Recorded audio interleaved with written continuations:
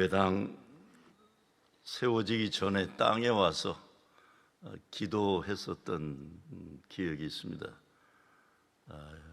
제가 다녀본 예배당 중에 뭐라고 할까요? 너무나 자랑스럽습니다.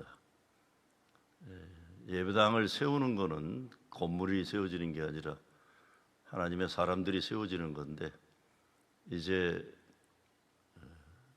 대전 천성교회에서 우리 조국 대한민국을 빛낼 믿음의 인물들을 세우는 교회 되시기 바랍니다. 정말 무너져가는 이 시대 교회의 현실에서 참 하나님이 귀하게 쓰는 주의 종을 세우는 교회 되시기를 주의 이름으로 축원합니다.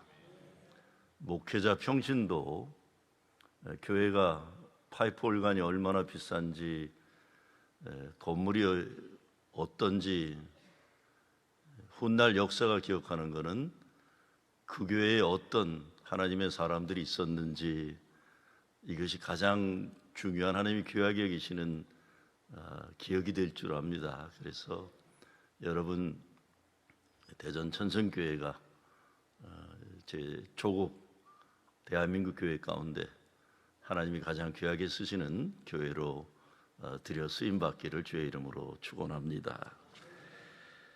오늘날 교회가 나가야 할 방향과 우리가 회복해야 할 목표와 선교적 과제를 오늘 본문 말씀에서 찾게 됩니다. 8절 말씀 때문에 그렇습니다. 8절 말씀, 그 성에 기쁨이 있더라 그랬습니다. 영어로는 So there was a great joy in that city 이렇게 됐어요. 그 집안에, 그 교회에, 그 도시에, 그 나라에 기쁨이 가득한 겁니다. 이 말씀이 좋은 이유는 불안한 시대 현실은 말할 것도 없고, 아픈 사람들 너무 많고 슬프고 어려운 인생의 현실이 참 많기 때문입니다. 바로 그 사람에게 슬픔과 아픔이 아니라 기쁨이 가득하고 그 가정에 기쁨이 가득하기 때문에 오늘 성경 말씀이 정말 복음입니다. 제가 존경하는 한동수 목사님이 목회를 하시기 때문에 와보고 싶었어요. 그래서 궁금했어요. 괜찮아? 제 첫 질문은 참 목회자들이 너무 힘들기 때문에 괜찮아? 아이, 좋아요 목사님, 좋아요. 우리 한동수 목사님 목회 좋아요란 결론을 이룰 수 있도록 여러분, 사랑하시는 여러분 감사를 드립니다. 오늘 본문에서 우리는 엄청 슬픔 가운데 있어야 할 사람들을 만납니다. 현실은 그래야 정상입니다. 그런데 그 사람들이 큰 기쁨으로 살아갑니다. 예수님 때문이에요. 슬프고 아프고 불행해야 하는 것이 정상인 사람들인데 부활하신 주님을 만나게 되니까 기쁨이 가득한 겁니다. 여기에서 기쁨이 가득하다는 것은 세상에 더 이상 도저히 살아갈 수 없는 현실에서 하나님 때문에 행복하게 된 그것이라는 뜻입니다. 그러니까 사람이 만들어내는 행복의 현실이라거나 사람이 마음이 변화되어서 그렇게 느끼고 산다는 것이 아니라 하나님이 우리의 삶의 현실에 침투하셔서 바꿔놓아 주시는 하나님의 역사를 통한 그 기쁨을 오늘 성경은 말하고 있습니다. 제 인생의 소원이 있다면 예수 잘 믿어서 행복한 인생 살다가 세상 떠나가는 날 하나님 행복했습니다, 감사합니다, 그리고 아이들에게 너희들도 예수 잘 믿어서 행복하게 살다 가라, 그리고 떠나는 거예요. 그리고 그 거룩한 소원을 가져본다면 내가 살았기 때문에 나와 함께 살던 사람들에게 기쁨이 가득하고, 동네에 기쁨이 가득하고, 내가 목회하는 교회에 기쁨이 가득하는 일에 쓰임받는 겁니다. 이 세대 우리들의 교회가 있어서 그 도시에 하나님 주시는 기쁨으로 가득한 도시 된다면 뭘 우리가 더 바랄 게 있겠습니까? 대전 천성교회가 있어서 대전에 대한민국의 하늘의 기쁨이 가득하더라, 이런 평가받는 교회 되시길 주의 이름으로 축원합니다. 예수 만나면 세상 조건 불행에서 천하 행복 거룩한 소명으로 바꿔지는 겁니다. 여러분, 신승규 집사라고 아시는지 모르겠어요. 눈을 감으면 보이는 것들이라는 책을 냈는데 한 4, 5년 전에 한국 세바시라는 그 프로그램에 출연한 적이 있어요. 어려서 소경이 된 젊은이입니다. 원망과 좌절로 살아가고 있던 젊은이인데 어느 날 친구의 인도로 교회에 가게 됐어요. 맹아학교라고 옛날엔 그랬죠. 근데 그날 교회 목사님 설교 본문이 예수님이 어려서 소경된 젊은이를 보면서 누구의 죄인가 묻는 제자들에게 하신 말씀을 듣게 됩니다. 누구의 죄입니까? 물으니까 예수님이 아무 죄도 아니다, 하나님의 영광을 위해서라는 말씀을 그날 듣게 돼요. 인생의 불행을 살아가던 이 신승규가 그 이후에 결국은 MIT와 하버드를 나와가지고 뉴욕 맨하탄에서 미국 대표적인 재정회사에서 CFA로 공인 재무분석가로 일하고 있어요. 아름답고 착한 신앙 좋은 아내 만나서 장애 선교에도 앞장서고 있어요. 이 다큐멘터리를 한국 방송에서 만든 걸 보니까 이 신승규 집사가 뉴저지 집에서 부인이 차로 전철까지 데려다 주면 전철을 타고 뉴욕 맨하탄까지 와요. 안 보이는 사람인데, 그러고 내려서 이 지팡이를 짚고 자기 회사로 가요. 근데 그걸 보고 제가 신승규 집사한테 물어본 적이 있어요. 안 불편하냐고. 근데 씩 웃으면서, 목사님 저는 안 불편한데 딴 사람들은 저를 보고 많이 불편한가 봐요. 여러분, 세상 사람들은요, 불행해야 할 사람들이 불행하지 않으면 불편해합니다. 남편 없는 여자 행복하면 꼴보기 싫어해요. 아마 여러분의 교회에 그런 일 없기 바랍니다. 저 여자 불행해야 되는데 왜 난 불행해야 되는데 왜 행복하지? 난 남편이 있어도 불행한데? 이런 거예요. 돈 없는 사람이 행복하면 기분 나빠요. 난 돈이 있는데도 행복하지 않은데 저 옆에 낸 돈도 없으면 왜 행복해? 기분 나빠요. 장애를 가진 사람이 당당하게 산다? 불편하죠. 딴 사람들이 불편해요. 왜? 그 사람 불행해야 되는데 행복한 게 불편한 거예요. 예수님은 이런 세상의 가치관을 부정하신 겁니다.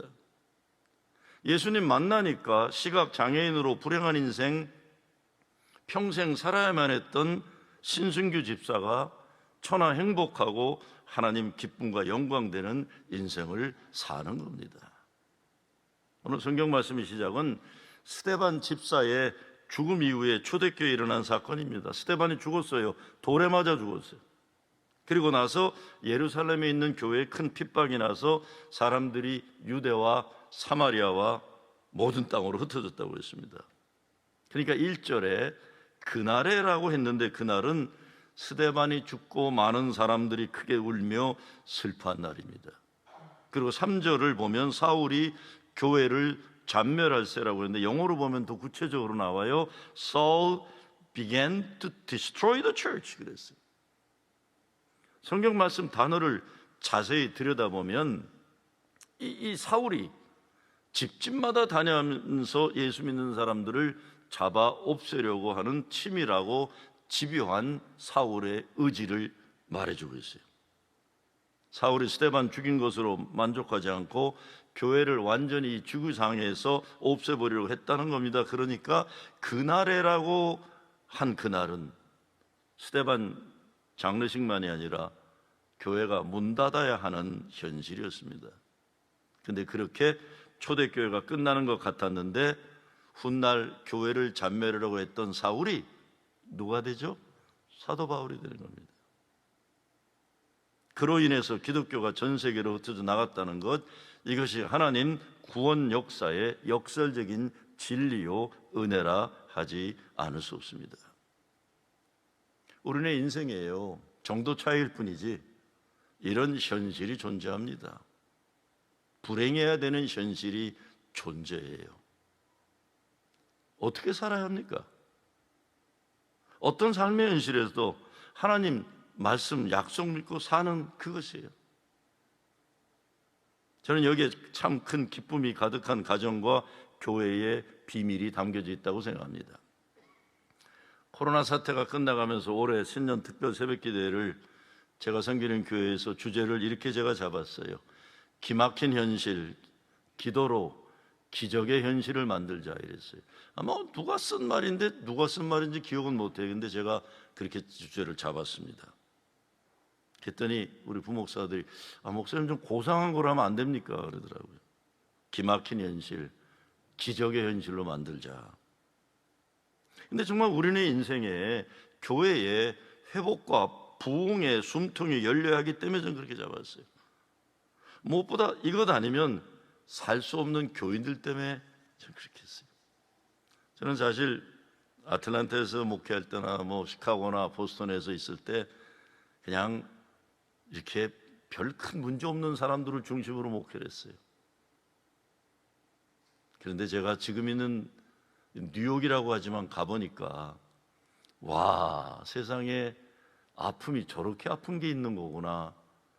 저 슬픔은 저분이 어떻게 이겨낼까? 그런 그 현실 속에 제가 목회를 하고 있어요. 여기에 참 기쁨이 가득한 가정과 교회를 어떻게 만들 것인가? 이거예요. 제 관심은 그겁니다. 왜 초대교회 교인들이 아픔의 역사 한복판에서 좌절과 슬픔에 오래 머무르지 않고 흩어지면서 복음 전파에 집중했을까요? 여기에 부활의 소망으로 산다는 것이 무엇인지 증거가 있는 것입니다. 부활의 증인들은요, 죽음이 끝이 아니라는 것을 믿고 사는 것이에요. 예수님이 그렇게 말씀하셨기 때문에 우리는 믿고 그렇게 사는 겁니다. 그래서 초대교회 교인들은 부활의 소망, 믿음의 승리를 위해 피난 가듯이 흩어지면서 하나님 말씀을 전파할 수 있었어요. 그래서 우리 인생은 남들에 의해서 판단되고 결정되어지면 불행해지는 겁니다. 아무리 힘들고 어려워도 내 인생은 하나님이 예정하시고 확정하시는 겁니다. 그렇기 때문에 예수 믿는 사람들 행복은 주님의 약속이고 명령입니다. 저는 우리 교인들에게 그런 말 많이 해요. 혀를 깨물고라도 행복하라고요. 당신이 불행할 자격이 어딨냐고 예수 믿는데요. 혀를 깨물고라도 행복하라. 제가 몇 년 전에 본 연속극이 있어요. 여러분도 보셨을 거예요. 동백꽃 피는 이런 동백꽃 피는? 거기에 그 고아로 자라난 주인공 여자가 이 노트에다가 뭘 많이 쓰더라고요. 근데 매일 쓴 글이 영어 연습인데 딱 하나밖에 없어요. It's okay, it's okay. 왜냐하면 부모 없이 자라면서 하도 부정적인 말을 많이 듣고 자랐는데 아무도 자기에게 너 괜찮단 말을 안 해주니까 자기 스스로 영어로 It's okay라고 써줍니다. 제가 엊그제 우리 미국에서 같이 사역하는 정희수 감독님 설렁탕 목자에서 만났더니 책을 한 권 주더라고요. 이거 좀 읽어봐. 요만한 책이에요. 재소자들, 그러니까 감옥에 가 있는 아버지 때문에 어렵게 살아온 아이들의 글이에요. 근데 거기에 그런 게 나오더라고요. 참 얘네들 힘들구나. 감옥에 있는 아버지가 힘든 게 아니라 밖에 사는 애들이, 저 집 애들은 아빠가 감옥에 있다는 거로 인생이 힘든 것들이에요. 먹고 살기도 어렵고. 근데 거기에 이런 말이 나오더라고요. 긍정적인 생각도 중요하지만 한 사람만이라도 나를 믿어주는 사람이 있으면, 이런 겁니다. 한 사람만이라도 나에게 너 괜찮다 말해주는 사람이 있으면. 18살에 북한에서 탈북한, 그리고 18년 동안 대한민국에 살면서 연세대학교하고 감리교신학교에서 공부하고 목사가 된 김주찬 목사라는 젊은 목사와 제가 시간을 며칠간 얼마 전에 보냈어요. 저는 탈북자들이 먹고 사느나 이런 게 힘든가 했더니 그런 게 아니에요.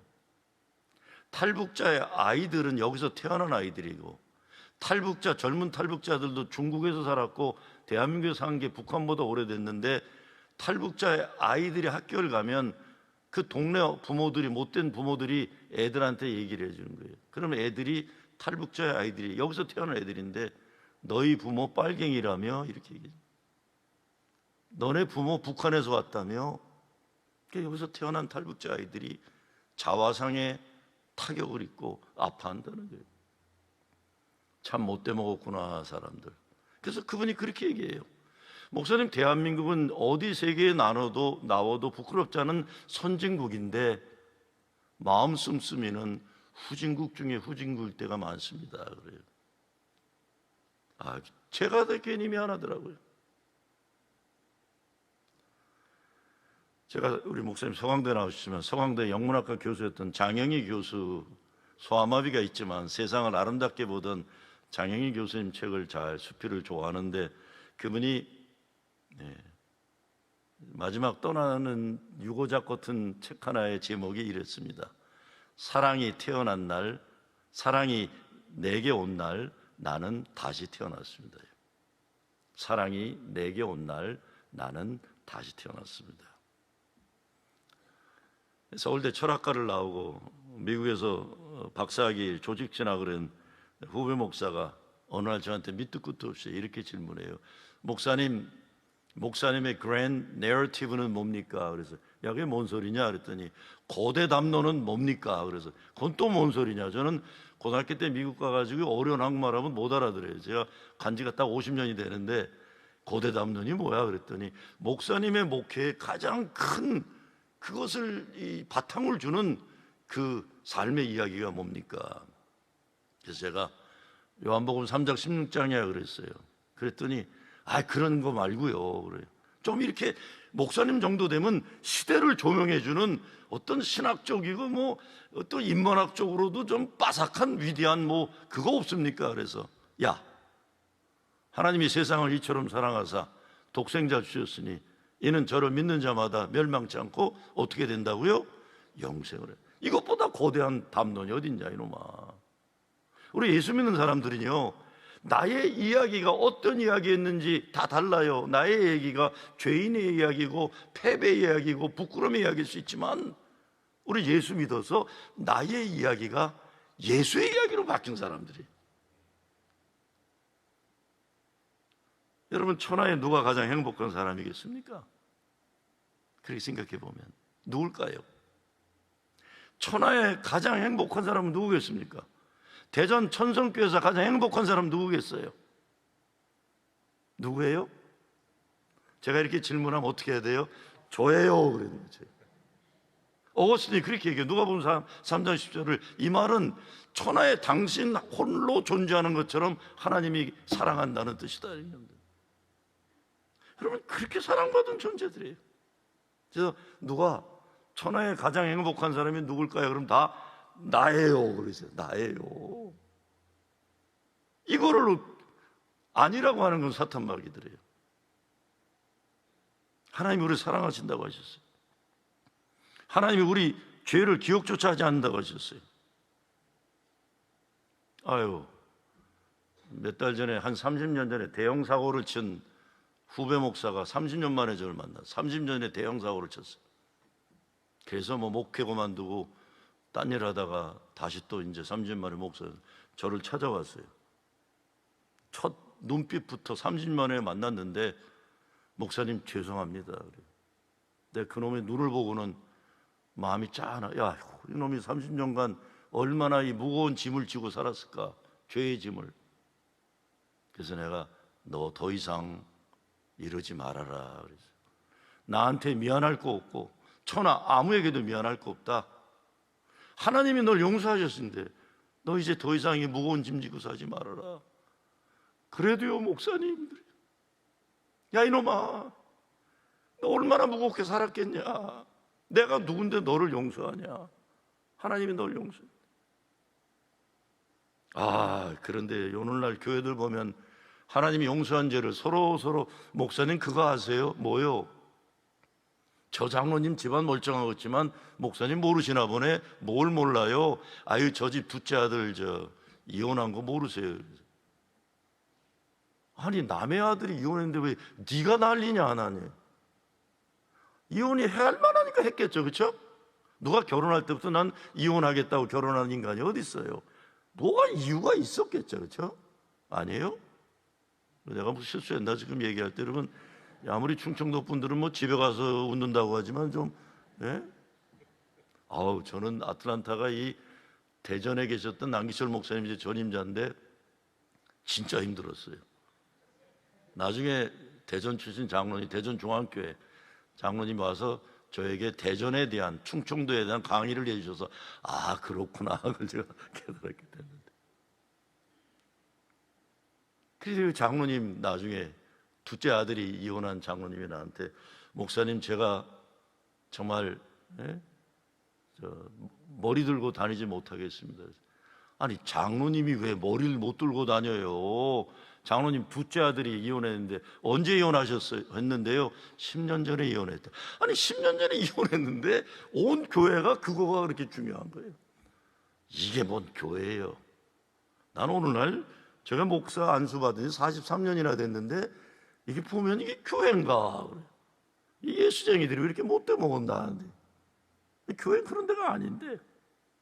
여러분, 우리 인생 돌아보면서 인생에 닥쳐왔던 작고 큰 아픔과 절망의 때에 하나님 원망하고 신앙을 버린 것을 결론 내려줬다면 얼마나 불행했겠어요? 초대교회 교인들도 인간인데 어찌 슬프고 두렵지 않았겠어요? 그러나 그들이 붙잡은 것은 그런 인생의 현실이 아니라 부활하신 주님의 약속이었어요.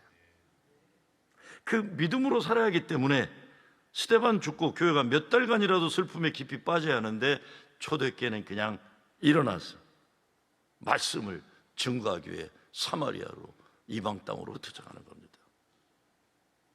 사마리아로 갔다고 그랬어요. 저는 여기에 이 시대 교회에 도전과 살 길이 제시된다고 봅니다. 예수님이 그렇게 사마리아 그래도 안 가더니 스데반이 순교당하고 핍박의 역사가 되니까 비로소 흩어지는 거예요. 오늘 교회가 사는 길도 저는 여기 있다고 봐요. 교회라는 동네 그냥 목사들도 모이면요, 100명 교회 목사는 50교회 목사를 자기보다 2배 못났다고 생각해요. 저희 사람이 교육자 모임에 안 가요. 왜? 여보, 당신네 목사들은 좀 이상한 인간들 아니야? 그래서 왜? 그랬더니 제가 이제 50명 교회 목회할 때 옛날에, 당신이 뭘 발언했는데 분명히 제 말이 맞는데 100명 교회가 목사가 벌떡 일어나더니 저를 막 무시하더래요. 그래서 이 사람은 목사들을 안 만나요. 저도 그래요. 천성교회 예배당 이렇게 그냥 아름답고 큰 교회 우리 한동수 목사님 담임 목사가 되니까 저분 앞에서 왜 이렇게 초라해지는지 모르겠어요. 제가 그냥. 저분이 나를 바라보는 눈길이 무시하지는 않나.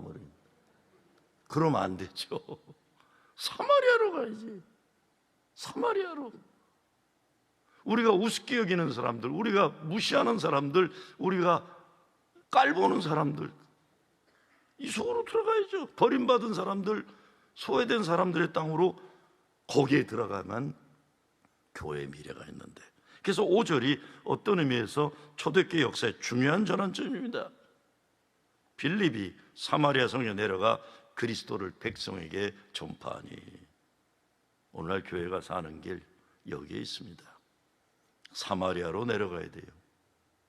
예수님이 사마리아로 사랑하고 사마리아로 내려가 이 말씀에 순종할 때 교회는 살 겁니다. 자꾸 위를 바라보고 사는 게 아니에요. 우리가 넘어서기 힘든 것이 내가 싫어하는 사람들, 나와 문화가 다르고 생각이 다른 사람들 속으로 들어가는 것인데, 오늘 5절 말씀에서 핍박의 역사에서 교회가 복음이 확장되는 역사에 전환점이 마련되는 겁니다. 저는 우리 조국 대한민국 제가 50년 됐지만 가장 가슴 아픈 게, 저는 서울에서 태어났지만 의정부에 살았어요. 혼혈아들이 얼마나 차별당한 걸 제가 알아요. 강영철 선교사라고 지금은 아메리칸 크리스천 아카데미 교장으로 하고 잘 알려진 사람인데, 이 사람이 어려서 너무 살기 어려우니까 외할머니가 그렇게 얘기해요. 영채라, 너는 이 나라에서 못 산다. 네 애비가 있는 나라로 가라. 흑인 혼혈아예요. 또 애비가 누군지도 몰라요.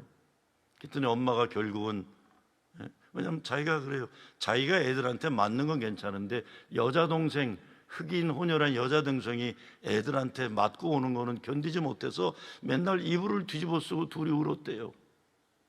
드디어 미국에 가게 됐어. 엄마가 미국에 있는 남자하고 결혼을 했는데 가보니까 미로키 가장 가난한 빈민가에 상용사 흑인하고 엄마가 결혼한 거예요. 미국에 갔더니 영어 못한다고 흑인 애들한테 또 얻어맞기 시작하는 거예요. 영철이가 저한테 그런 얘기를 해요. 목사님, 저는요 흑인 애들한테 조 맞고 아픈 날이면 미시간 호수에 가서 뭐 했는 줄 아세요? 목사님, 저는 미시간 호수에서 애국가 부르며 울었어요. 애국가 부르며 울었어요. 왜 애국가를 불렀어?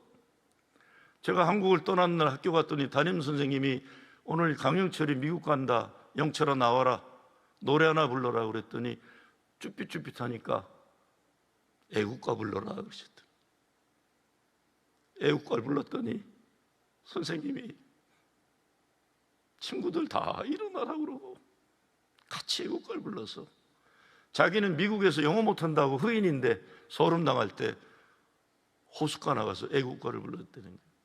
그리고는 대학을 졸업하고 아트 인스티튜트 오브 시카고로 유명한 미술대학을 졸업하고는 혼혈아들이 미국에 올 수 있는 그 일을 위해 선교사로 나왔다가 좋은 한국 여자 만나 결혼하고 지금은 외국인 학교 교장이에요. 여러분, 우리 사회가 만들어 놓은 사람을 아프게 하는 짓눌린 어둠의 역사가 얼마나 많은지 몰라요. 사마리아로 내려가는 사람들이 있어서 하나님의 역사는 지금 복음이 강화하시는 거죠. 더러운 귀신을 마지막으로 물리쳐야 됩니다.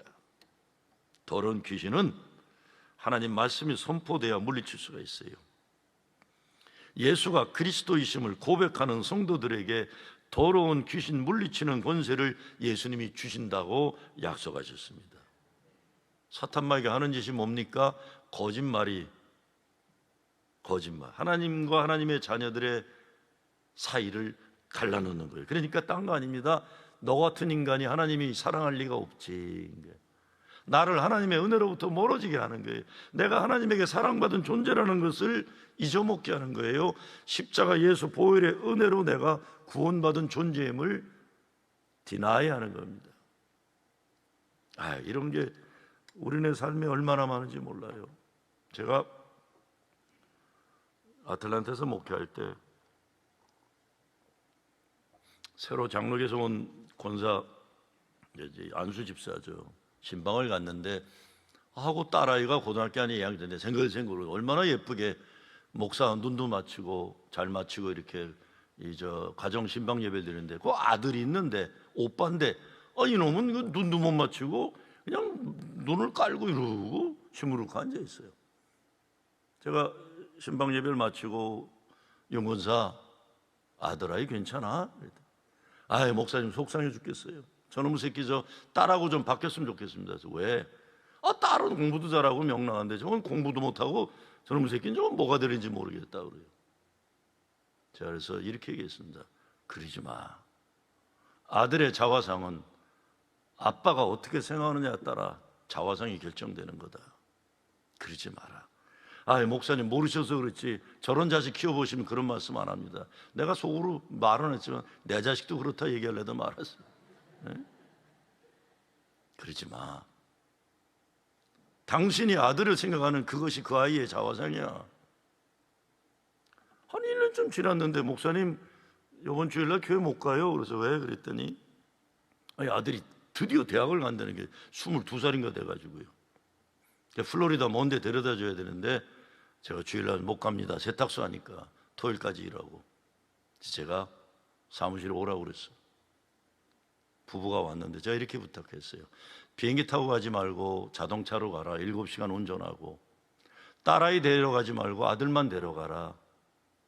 그리고 7시간 운전하면서 무조건 혀를 깨물고 아들놈 칭찬만 해줘라.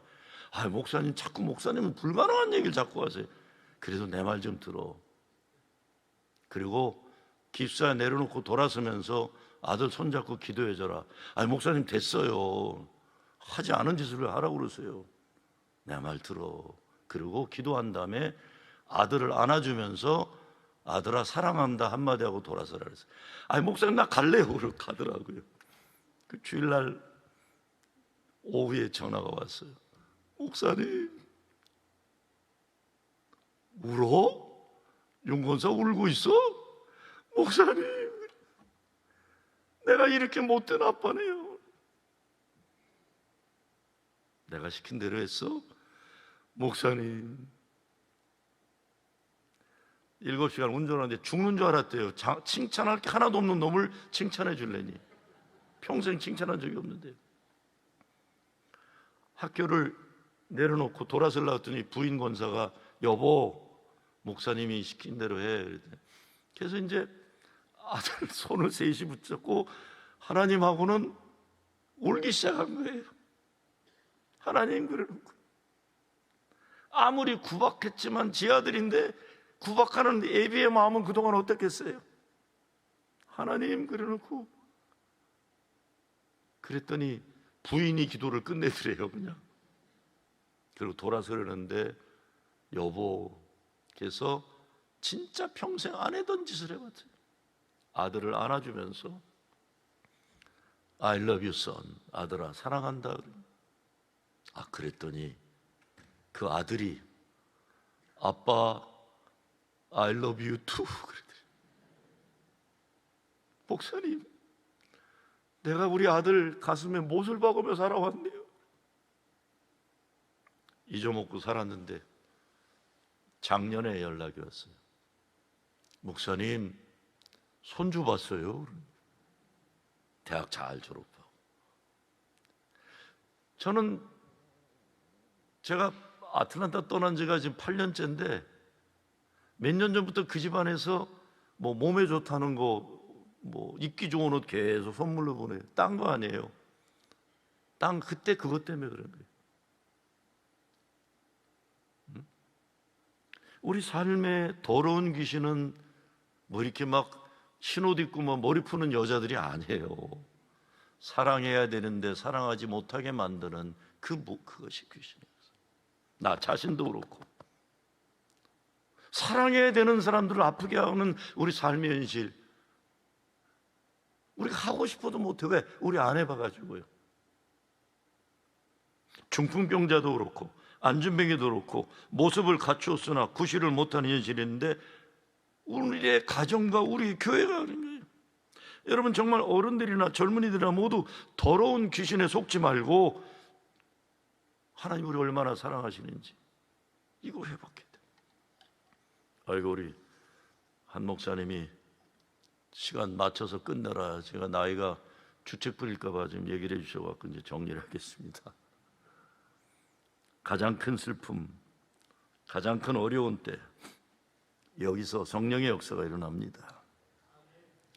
기쁨의 비결이 이거죠. 슬프고 어려운 일 있을 때 오히려 하나님이 내게 맡기신 거룩한 일 열심히 하는 겁니다. 순교 역사의 시작이 복음 전파가 사마리아 땅을 넘어 땅 끝까지 가는 세계 선교의 시작이 되었습니다. 슬픔과 아픔의 때에 예수님 십자가 보고 부활 주님을 만나야 합니다. 하나님 사랑과 은혜를 통해 여러분의 인생의 현실을 보아야 합니다. 사람마다 가정마다 나름대로 품고 사는 아픔과 슬픔이 있습니다. 저는 설교하면서 슬픔도 아픔도 재산이다라는 말을 많이 해요. 슬픔도 아픔도 재산이다. 예수님 만나면 우리 삶의 이 땅의 슬픔과 아픔 그 어느 곳도 나의 아픔과 슬픔을 위로할 것이 없을 때가 있어요. 저는 알아요. 오직 하늘에서 내려오는 하나님의 은혜 아니면 나의 슬픔과 아픔을 덮어낼 수가 없습니다. 오늘 여러분의 삶에 어떤 아픔과 슬픔이 있어도 큰 기쁨이 가득하더라. 이 부활의 승리의 역사가 일어나기를 주의 이름으로 축원합니다.